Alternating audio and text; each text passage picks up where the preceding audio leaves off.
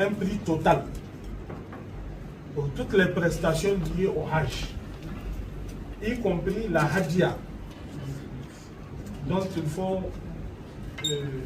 tenir compte et qui a été intégré dans le prix, dans la structure des prix.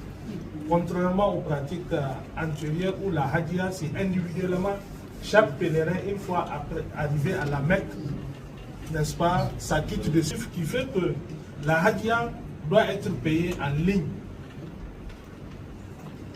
avant donc, le déplacement.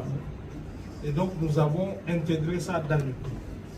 Et c'est vraiment autour de 128 000 francs CFA que ça a été intégré dans la structure des prix par les autorités saoudiennes. Et donc le tout fait 3 millions 184 469,5 francs CFA.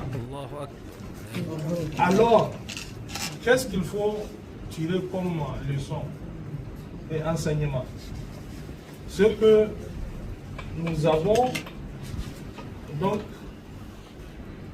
un constat d'une réduction de l'ordre de 90 231,70 francs CFA par rapport au prix de l'année passée si on n'intègre pas la Hadia.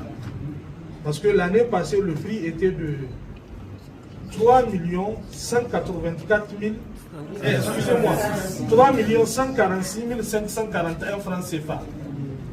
L'année passée, le prix était de 3 146 541 francs CFA.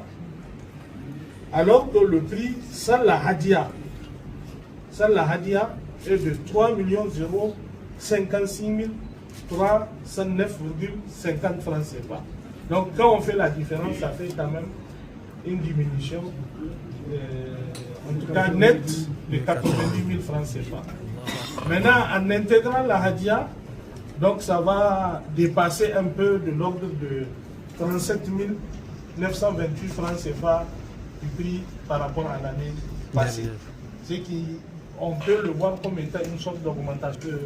Si là-bas, pour les années antérieures, les gens payaient la Hadia à des montants variés, chacun en fonction de ses capacités et de la situation du prix là-bas.